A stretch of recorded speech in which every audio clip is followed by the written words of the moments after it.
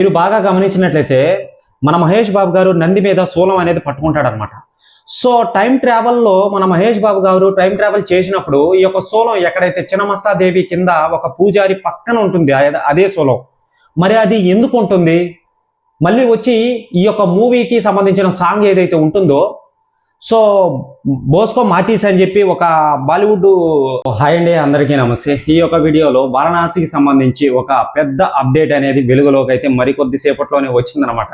So ఒక 1 hour క్రితం అనుకుంటా. సో చూసుకున్నట్లయితే ఈ యొక్క మూవీ గురించి ఒక సాంగ్ అయితే చేస్తున్నారండి. ఆ యొక్క సాంగ్ అనేది సెన్సేషనల్ అనేది సృష్టిస్తుందని చెప్పి క్లారిటీగా తెలుస్తుంది అనమాట. సో దీనికి సంబంధించి ఒక బాలీవుడ్ డాన్స్ కొరియోగ్రాఫర్ అనమాట, అతని పేరు సో వచ్చి బాస్కో మార్టిన్స్. ఓకేనా? సో చూసుకున్నట్లయితే క్లారిటీగా చెప్తాను అతని పేరు. సో బాస్కో మార్టిన్స్ అండి. సో ఈయన చేసిన మూవీస్ కొరియోగ్రాఫర్ ఏవైతే ఉంటాయో సాంగ్స్ అన్ని మ్యాక్సిమం అన్ని బాలీవుడ్కి సంబంధించినటివి.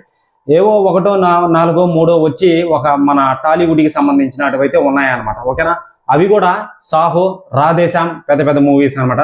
స్పైడర్ మళ్ళీ మహేష్ బాబు మూవీకి చేశాడు స్పైడర్. ఓకేనా? సో ఆల్రెడీ సైరా నరసింహారెడ్డి ఈ యొక్క మూవీ అయితే చేశాడు అనమాట, చిరంజీవి గారి.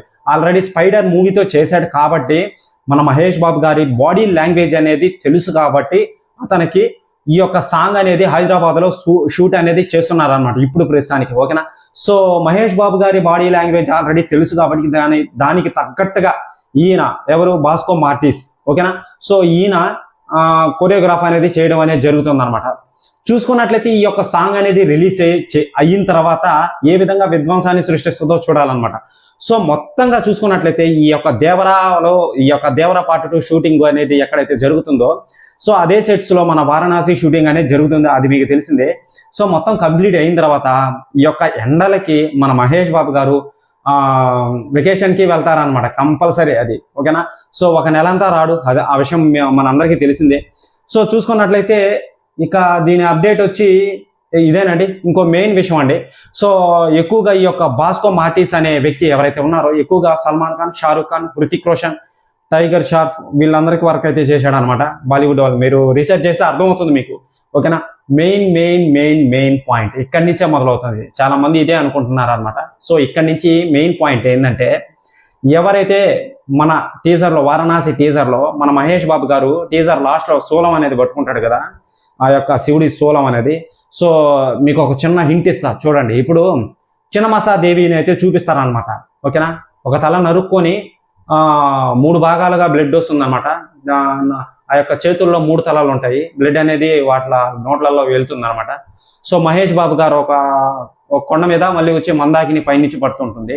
కింద మీరు గమనించినట్లయితే ఒక సాధువు, ఒక పూజారి అంటే సాధువు హోమం చేస్తూ ఉంటాడు అనమాట. ఆ యొక్క హోమం ఎందుకు చేస్తాడు ఏంటి అనేది మనం మూవీలోనే చూస్తాం. ఇక్కడే ఇంట్రెస్టింగ్ పాయింట్ అనేది ఉంది. ఆ యొక్క హోమం చేసేటప్పుడు ఎక్కడైతే మన మహేష్ బాబు గారు శూలం పట్టుకున్నాడో నంది మీద, ఆ యొక్క శూలం ఆ యొక్క సాధువు పక్కనే ఉంటుంది. మీరు గమనించినట్లయితే నేను చూపిస్తాను, మీరు చూసే ఉంటారు తమ్నైల్లో. ఓకేనా? సో ఆ శూలం అనేది ఆ సాధువు పక్కనే ఉంటుంది అనమాట. మరి ఆ యొక్క శూలం అనేది ఇక్కడ వారణాసి సెట్లు అయితే కనిపిస్తుంది. మన బ్యాక్ డ్రాప్ లో నంది బరిగిస్తుంటుంది, వెనకాల వారణాసి సెట్ అయితే కనిపిస్తుంది. మరి టైం ట్రావెల్లో ఆ యొక్క శూలం అనేది ఎందుకు అక్కడ కనిపించింది అనేది తెలియట్లేదు అనమాట. మీరు చూస్తున్నట్టు ఇవి హిడెన్ డీటెయిల్స్ అనమాట. ఇవి ఎవరు చెప్పుండ్రు, హిడెన్ డీటెయిల్స్ కాబట్టే నేను చెప్తున్నాను అనమాట. ఓకేనా? సో మేబీ టైం ట్రావెల్ చేసేదానికి ఆ యొక్క శూలం నిదర్శనమా అని చెప్పి ఒక క్వశ్చన్ గా మారిపోయింది అనమాట. ఓకేనా? సో మీరు బాగా అర్థం చేసుకోండి. ఇక చూసుకున్నట్లయితే ఈ యొక్క హిడెన్ డీటెయిల్ అనేది నాకు తెలిసి ఎవరో చెప్పుండ్రు, నేనే అనుకుంటా చెప్పేది. సో ఈ యొక్క మాస్కోనా అతని పేరు కరెక్ట్గా తెలియదు, బోస్కో మార్టిస్ అనమాట. ఓకేనా? ఈయన ఈ యొక్క సాంగ్ అయితే నిర్మిస్తున్నారు, అదొక అప్డేటు.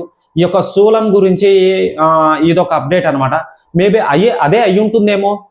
టైం ట్రావెల్ చేసేదానికి ఆ యొక్క శివుడి శూలం ఎక్కడైతే దొరుకుతుందో, మరి ఎక్కడ దొరుకుతుందో ఏంటో మహేష్ బాబు గారికి ఆ యొక్క టైం ట్రావెల్ చేసేటప్పుడు మరి ఆ యొక్క శివుడి శూలాన్ని ఎందుకు అక్కడ పెడతాడో.